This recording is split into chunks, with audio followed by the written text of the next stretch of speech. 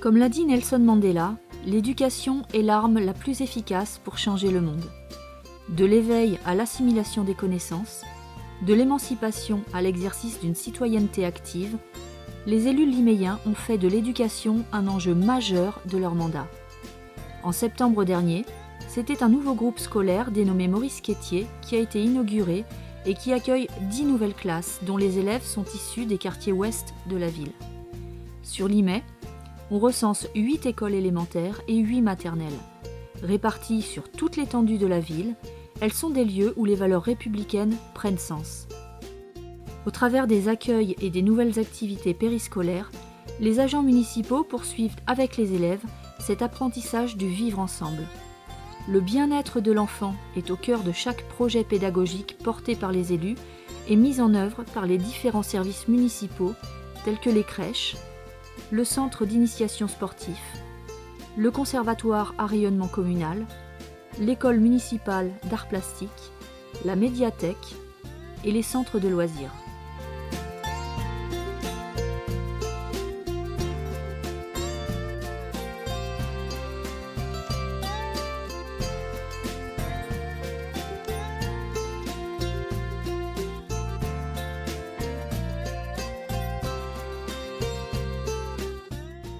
Une attention particulière est également accordée aux adolescents et jeunes adultes dans l'accompagnement de leur épanouissement personnel, scolaire et professionnel au travers de l'espace jeune et du bureau information jeunesse.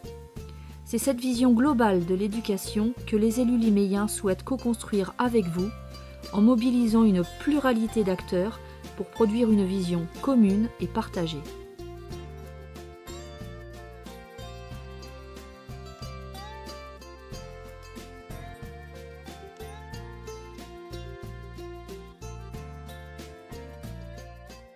Je suis Jérôme Lalin-Bonner, je suis coordonnateur du projet éducatif à la mairie de Saint-Étienne-du-Rouvray. La démarche du projet éducatif local, elle est un peu plus large. Elle est censée témoigner à l'ensemble du territoire, des acteurs éducatifs, quelle que soit leur affiliation institutionnelle, de dire, voilà, très clairement, ici, au regard des besoins de la population, voilà ce qui nous semble opportun de faire avec vous.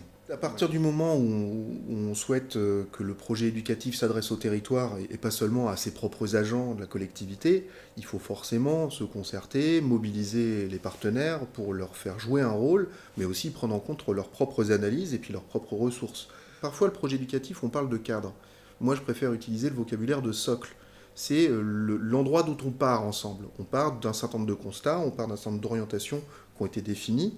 Et après, chacun s'en saisit en fonction de ses propres ressources, de sa culture professionnelle, mais dans la mise en œuvre d'un certain nombre d'aménagements urbains, par exemple, ou dans la façon dont on va se sentir légitime dans les modes d'action qu'on a choisi de mettre en œuvre. C'est-à-dire que, par exemple, dans le cadre du périscolaire, le risque, c'est ce qu'on appelle de scolariser le périscolaire. C'est-à-dire que l'école vienne déborder sur les temps périscolaires, avec les devoirs, avec des formes d'enseignement qui s'appelleront pas de l'enseignement, mais qui, dans l'imaginaire collectif, il y a quelqu'un qui sait, qui va apprendre à des enfants qui ne savent pas, même si les pratiques éducatives peuvent être différentes.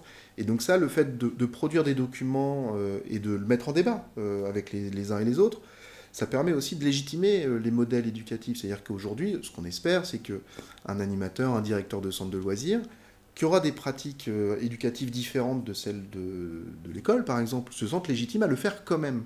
Donc les conséquences très pratiques, c'est autour de ce genre de choses. C'est de savoir aussi quelle place on réserve à la parole de l'enfant dans l'évaluation qu'on va faire de nos activités. Quand on dit l'éducation, c'est l'affaire de tous, on essaye de le rendre réel en disant oui, c'est l'affaire de tous, mais pas tout le monde en même temps et pas n'importe comment, quoi. C'est-à-dire que chacun sa place, chacun son rôle, mais on a des plateformes de discussion communes.